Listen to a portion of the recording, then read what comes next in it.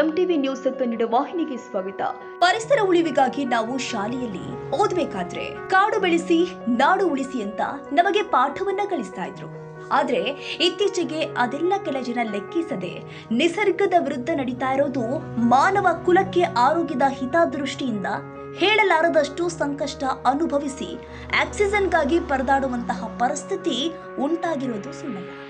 ಇದೊಂದು ಭಾಗ ಆದ್ರೆ ಸರ್ಕಾರದ ಮಟ್ಟದಲ್ಲಿ ಗಿಡಗಳ ಸಂರಕ್ಷಣೆಗಾಗಿ ಯಾವುದಾದ್ರೂ ಒಂದು ಕಾರ್ಯಕ್ರಮ ಹಮ್ಮಿಕೊಂಡ್ರೆ ಅದು ಕೇವಲ ಆ ದಿನ ಫೋಟೋಗಳಲ್ಲಿ ಮೊಬೈಲ್ ಸ್ಟೇಟಸ್ಗಳಲ್ಲಿ ಮಾತ್ರ ಸೀಮಿತವಾಗಿರುತ್ತೆ.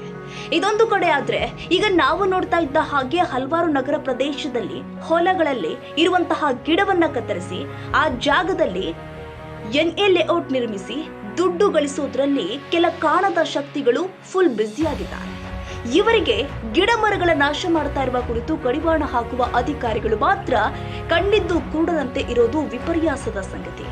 ನಿಮಗೆ ಗೊತ್ತಿದ್ದ ಹಾಗೆ ಕೊರೋನಾ ಮಹಾಮಾರಿ ಸಮಯದಲ್ಲಿ ಆಕ್ಸಿಜನ್ಗಾಗಿ ಪರದಾಡಿ ಸಾವಿರ ಜನ ಕೊನೆ ಉಸಿರು ಬಿಟ್ಟಿದ್ದನ್ನ ನೋಡಿದ್ರು ಕೂಡ ಸರ್ಕಾರ ಇದ್ರ ಬಗ್ಗೆ ನಿರ್ಲಕ್ಷ್ಯ ತೋರಿಸ್ತಾ ಇರೋದು ಮುಂದೆ ಮಾನವ ಕುಲಕ್ಕೆ ದೊಡ್ಡ ಗಂಡಾಂತರ ಸೃಷ್ಟಿಯಾಗುವುದಕ್ಕೆ ಇನ್ನೇನು ಬಹಳ ಸಮಯ ಇಲ್ಲ ಅನ್ನಿಸ್ತಾ ಇದೆ. ಆದ್ರೆ ಪರಿಸರ ಉಳಿವಿಗಾಗಿ ತನ್ನ ಲಾಭ ಲೆಕ್ಕಿಸದೆ ಸದಾ ನಿಸ್ವಾರ್ಥ ಮನಸ್ಸಿನಿಂದ ಕಾರ್ಯನಿರ್ವಹಿಸ್ತಾ ಇರುವ ಕೆಲ ಸಂಸ್ಥೆಗಳ ಬಗ್ಗೆ ನಾವು ನಿಮ್ಮ ಮುಂದೆ ಹೇಳಲೇಬೇಕಾಗಿದೆ.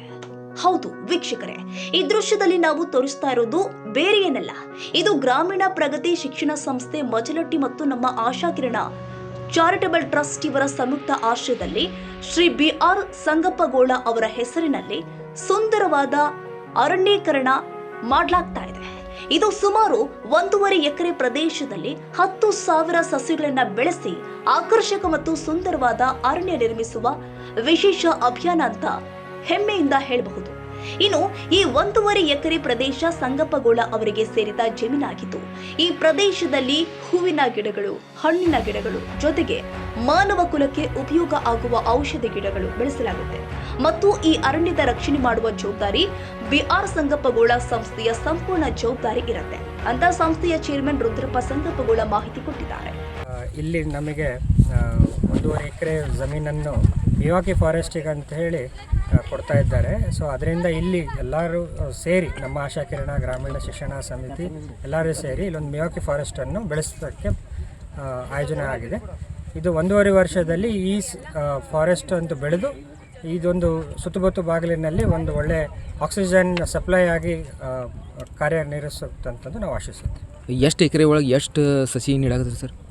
1.5 ಎಕರೆದಲ್ಲಿ 10,000 ಸಸಿಗಳನ್ನು ಇಡಲಿಕ್ಕೆ ಪ್ಲ್ಯಾನ್ ಮಾಡಿದ್ದೀವಿ. ಇದರ ಪ್ರಯೋಜನ ಏನು ಸರ್?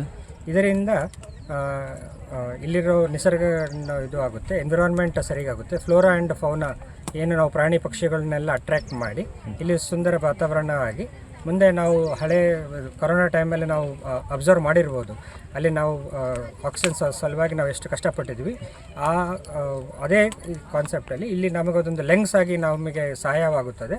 ಇಲ್ಲಿ ಆಕ್ಸಿಜನ್ ಸಪ್ಲೈ ಬಂತಂದರೆ ಇಡೀ ಸುತ್ತಮುತ್ತಲ ಗ್ರಾಮೀಣ ಭಾಗದಲ್ಲಿ ಇದು ಭಾಳ ಹೆಲ್ಪ್ ಆಗುತ್ತೆ. ಔಷಧ ಉಪಚಾರಕ್ಕೆ ಉಪಯೋಗ ಆಗುವಂಥ ಗಿಡ ನೀಡತ್ತೀರೇನು ಸರ್? ನಾರ್ಮಲ್ ಇಲ್ಲಿ ಔಷಧ ಉಪಚಾರಗಳು, ಹಣ್ಣಿನ ಗಿಡಗಳು, ಆಮೇಲೆ ಇಲ್ಲಿ ಹೂವಿನ ಗಿಡಗಳು ಎಲ್ಲ ಪ್ರಾಣಿ ಪಕ್ಷಿಗಳನ್ನ ಕೂಡ ಅಟ್ರ್ಯಾಕ್ಟ್ ಮಾಡಲಿಕ್ಕೆ, ಆಮೇಲೆ ಇಲ್ಲಿ ಇರೋರಿಗೆಲ್ಲ ಹೆಲ್ಪ್ ಆಗಲಿಕ್ಕೆ ಅಂತ, ಆಮೇಲೆ ಮಿವಾಕಿ ಫಾರೆಸ್ಟ್ನ ಬೇಗವಾಗಿ ಬೆಳೆಯಲಿಕ್ಕೆ ಈ ಗಿಡಗಳನ್ನು ಇಡಲಾಗುತ್ತೆ. ಈ ಗ್ರಾಮೀಣ ಪ್ರಗತಿ ಶಿಕ್ಷಣ ಸಂಸ್ಥೆಯು ದಿವಂಗತ ಬಿಆರ್ ಸಂಗಪ್ಪಗೋಳವರ ಒಂದು ಕನಸಿನ ಸಸಿ ಇದು.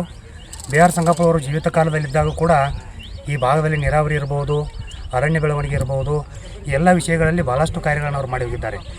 ಅವರ ನಂತರವೂ ಕೂಡ ಅವರ ಒಂದು ನಟ್ಟಂಥ ಸಸಿಯನ್ನು ಇವತ್ತಿನ ದಿನ ನಾವು ಮತ್ತೆ ಮುಂದುವರಿಸ್ಕೊಂಡು ಹೋಗ್ಬೇಕಂತ ಒಂದು ಕಾರ್ಯಚಟುವಟಿಕೆಯಲ್ಲಿ ಇದ್ದಂಥ ಸಂದರ್ಭದಲ್ಲಿ ಈ ನಮ್ಮ ಆಶಾಕಿರಣ ಎಂಬ ಈ ಒಂದು ಫೌಂಡೇಶನ್ದವರು ನಮ್ಮ ಒಂದು ಕರೆಗೆ ಹೋಗೊಟ್ಟು ನಮ್ಮ ಪ್ರಗತಿ ಗ್ರಾಮೀಣ ಶಿಕ್ಷಣ ಸಂಸ್ಥೆಯ ಸಹಕಾರದೊಂದಿಗೆ ಇಲ್ಲಿ ನಮ್ಮ ಮಜಲಟ್ಟಿ ಗ್ರಾಮದಲ್ಲಿ ಬಂದು ಈ ಅರಣ್ಯ ಬೆಳವಣಿಗೆ ಸಲುವಾಗಿ ನಮ್ಮೊಂದಿಗೆ ಕೈ ಜೋಡಿಸಿ ನಮಗೆ ಸಹಕಾರ ನೀಡಿ ಇಲ್ಲಿ ಇಷ್ಟೊಂದು 1 ಎಕರೆ ಜಾಗದಲ್ಲಿ ಗಿಡಗಳನ್ನು ನೆಡಲಿಕ್ಕೆ ನಮಗಲ್ಲಿ ಅವಕಾಶವನ್ನು ಮಾಡಿಕೊಟ್ಟಿದ್ದಾರೆ.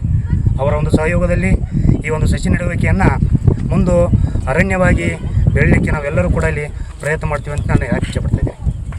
ಏನೇ ಇರಲಿ, ನಿಮ್ಮಂತಹ ನಿಸ್ವಾರ್ಥ ಮನಸ್ಸಿನ ಸಂಸ್ಥೆಗಳು ಕಲಿಯುಗದ ಕಾಲದಲ್ಲಿ ಬೇಕಾಗಿರುವುದು ಸುಳ್ಳಲ್ಲ.